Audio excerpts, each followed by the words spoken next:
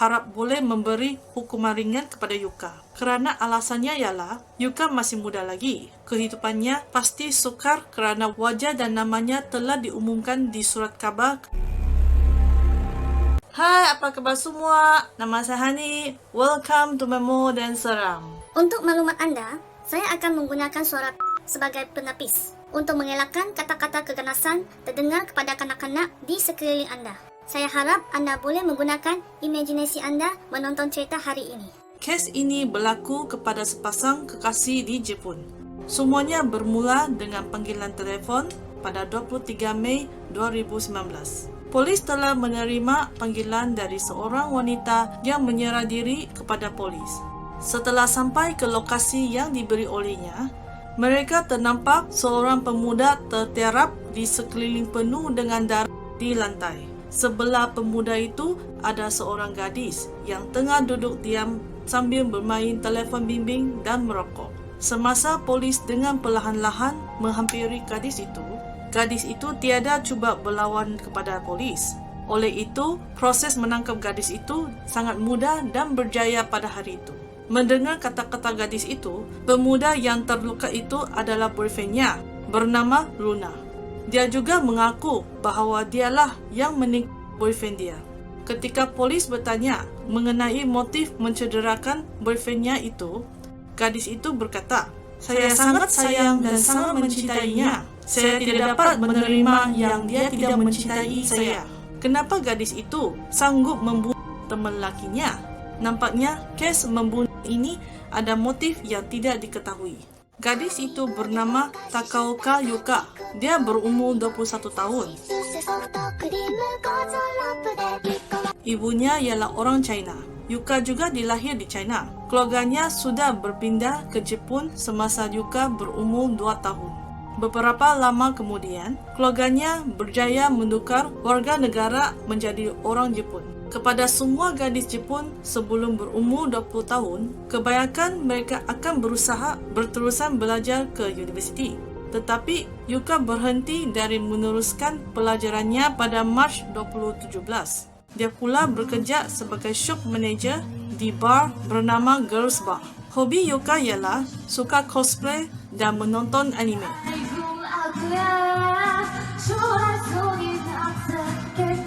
Pada malam Oktober 2017, Yuka berkenalan dengan seorang lelaki handsome yang sedang minum arak di bar.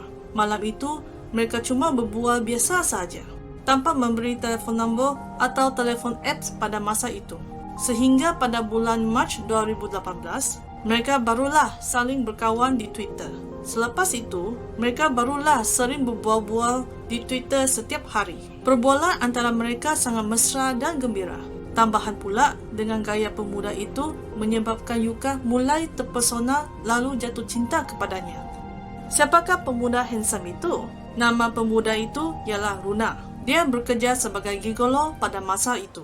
Setiap kali ketika Yuka rindu kepada Runa, dia sering mencari Runa di kedai gigolo dekat Kabukicho. Dia juga akan menggunakan wangnya membeli banyak arak supaya boleh menyokong Runa mempunyai jualan rekod yang baik. Yuka juga mengambil kesempatan memilih Runa sebagai temannya untuk minum arak di kedai itu. Pada mulanya, pangkat Runa tidaklah sebaik berbanding dengan pangkat teman sekerja gigolo lain. Kerana bantuan Yuka yang rela menggunakan duitnya sekurang-kurang 1 juta yen setiap kali datang ke kedai itu, tidak lama kemudian pangkat Runa semakin tinggi hingga memenangi top 3 yang paling popular di kedai gigolo itu. Sebaliknya, Yuka pula mengalami kesusahan. Yuka cuma bekerja sebagai shop manager di Girls Bar. Sudah tentu kewangannya sangat terhad. Biasanya perbelanjaan di kedai gigolo itu sangat mahal. Ini menyebabkan wang pendapatan Yuka semakin lama semakin kurang. Runa selalu sayang dan baik terhadap Yuka. Dia juga tidak pernah menghalang Yuka dari memboros duit kepadanya. Ini menyebabkan Yuka terfikir, mungkinkah dia sudah menjadi girlfriend kepada Runa? Pada suatu hari, Yuka rela bekerja sebagai part-time pelacur untuk mendapat banyak wang.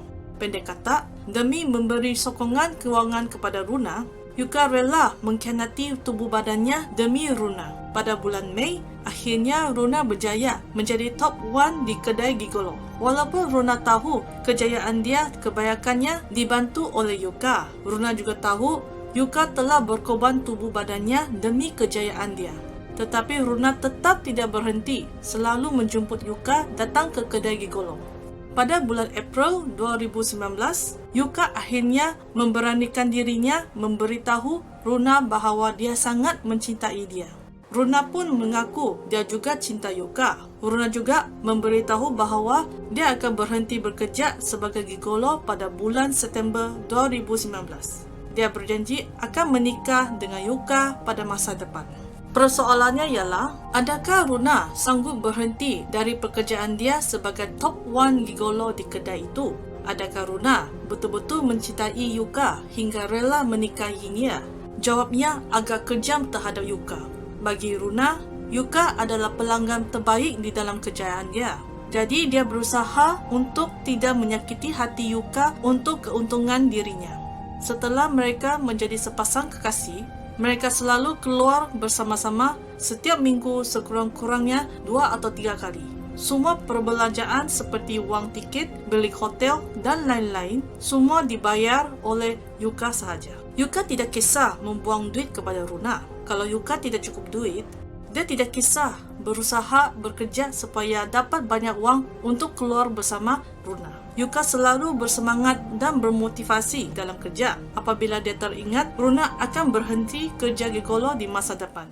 Kerana terlalu mencintai Runa, Yuka telah menyewa sebuah apartmen yang berharga 1.5 juta yen pada bulan Mei 2019. Cadangan menyewa apartmen itu adalah Runa. Alasannya ialah apartmen itu sangat dekat dengan tempat mereka bekerja. Mereka juga boleh meluangkan lebih banyak masa bersama-sama sebelum kahwin. Pada masa itu, Yuka langsung tidak menyangka dan tidak tahu bahawa dirinya hanya dipergunakan oleh Runa. Kerana Yuka terlalu percaya kata-kata Runa, dia rela berkorban hari cutinya selama 10 hari untuk menemani pelanggan melancong bersama ke luar negara supaya dia boleh mendapat gaji tambahan sebanyak 2 juta yen dari pelanggan. Selepas balik ke Jepun, dia mendapati Runa mulai menjauhi dia dan tidak mempedulikan dia lagi. Semasa Yuka tidak berada di Jepun selama 10 hari, Runa mulai sibuk mencari perempuan lain untuk mengganti tempat Yuka. Lalu Runa melayan Yuka semakin sejuk dan tidak mengindahkan walaupun dia sudah balik ke Jepun. Perubahan Runa menyebabkan Yuka sangat terluka, risau dan takut kehilangan dia. Semakin lama, semakin minda Yuka tidak stabil. Sehingga dia mahu membawa Runa pergi ke balkoni terjun bersama.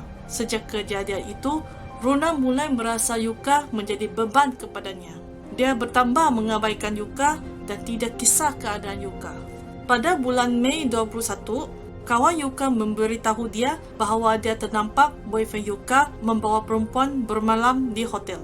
Yuka segera menelefon Runa untuk pastikan kata-kata kawannya. Tidak menyangka Runa sangat tenang dan mengaku perkara itu. Runa juga berkata dia cuma membawa perempuan itu ke hotel, tetapi dia tidak ada hubungan badan dengan dia. Walaupun Yuka merasa sedih mendengar ceritanya, tetapi dia masih maafkan Runa dan tidak mahu berpisah dengannya. Selepas kejadian itu, Runa semakin mengabaikan Yuka dan kurang menelefon dengan dia. Setiap kali Yuka pulang ke rumah mereka, rumah itu sentiasa kosong dan Runa kurang berada di rumah. Runa tetap memberitahu Yuka bahawa dia sibuk atau sibuk layan pelanggan minum arak. Setelah Runa berulang kali mengecewakan Yuka setiap kali, kesabaran Yuka semakin habis. Pada suatu hari, kira-kira jam 3 petang, semasa Yuka dan Runa bersama-sama memasang langsir di rumah mereka, perbualan mereka masih dalam situasi gembira dan mesra pada saat itu. Apabila Yuka merenung ke muka Runa yang sedang tidur nyenyak itu, kesedihan memori datang menyakiti hati Yuka. Dia tahu suatu hari nanti Runa akan mengakhiri hubungan ini. Tiba-tiba memori sedih itu menyebabkan Yuka melakukan sesuatu tindakan yang ekstrim. Jika tidak dapat memiliki lelaki yang tercinta, hanya ada satu cara saja boleh mendapat dia, iaitu mati bersama-sama. Apabila Yuka pergi ke dapur mengambil pisau, ketika dia mendekati katil Runa, dia terus menusuk ke perut Runa. Kerana kesakitan, Runa terus terbangun di katil.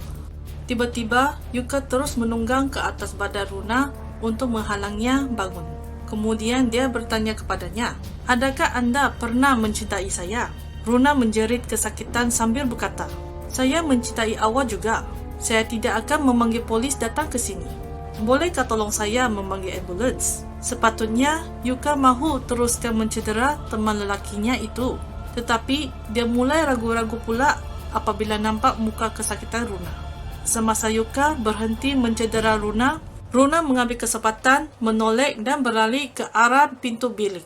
Kontak lens Yuka terjatuh kerana ditolak oleh Runa. Dia segera mengambil sepasang gelas dan sebungkus rokok, lalu mengejar Runa di belakang. Apabila dia masuk ke lobi di tingkat 1, dia ternampak Runa sudah bertiarap di lantai dengan penuh darah. Yuka melihat mata kesakitan Runa yang terbaring di lantai. Dia terus duduk di sebelah Runa dan nyalakan sebatang rokok, lalu menelefon kepada polis. Semasa di mahkamah, Yuka sangat jujur memberitahu semua peristiwa kepada hakim. Semasa Runa berada di hospital, Runa telah mengalami luka yang sangat serius, menyebabkan dia dalam keadaan koma selama 5 hari. Selepas dia berjaya bangun dari koma, tubuh badannya semakin pulih dalam masa sebulan kemudian. Barulah Runa keluar dari hospital. Masuk bulan ke-7, Runa masih meneruskan kerjayaannya di kedai gigolo itu. Peristiwanya menyebabkan Runa menjadi terkenal famous. Dia juga merasa dirinya sangat bernasib baik kerana masih hidup. Lalu dia terus menukar namanya menjadi Phoenix yang tidak mati. Motif Runa ialah mahu mengambil banyak perhatian kepada pelanggan perempuan. Kesian kepada ibu bapa Yuka, mereka terpaksa memberi wang papasan sebanyak 5 juta yen untuk mengurangkan hukuman berat kepada Yuka. Wang itu juga diberi sebagai minta maaf kepada Runa. Akhirnya pada 3 Disember 2019, Runa memberitahu hakim harap boleh memberi hukuman ringan kepada Yuka. Kerana alasannya ialah Yuka masih muda lagi. Kehidupannya pasti sukar kerana wajah dan namanya telah diumumkan di surat khabar kepada semua orang. Dia berharap hukumannya boleh dikurangkan. Selepas perbincangan dalam mahkamah, Yuka dijatuhi hukuman penjara selama 3 tahun 6 bulan. Alasan Tuan Hakim ialah dia merasa tindakan Yuka sangat mementingkan diri sendiri. Walaupun dia telah dipergunakan oleh teman lakinya, tetapi ini tidak sepatutnya menjadi alasan untuk membunuh orang. Ketika Yuka mendengar kata-kata hakim, dia terus menangis kuat di mahkamah. Sekian cerita kali ini. Nama saya Hani. Kalau mahu menonton banyak video saya, jangan lupa subscribe YouTube saya. Kalau mau tahu harian saya, jangan lupa follow saya di Instagram. Salam kasih dan jaga kesihatan. Kita jaga kita.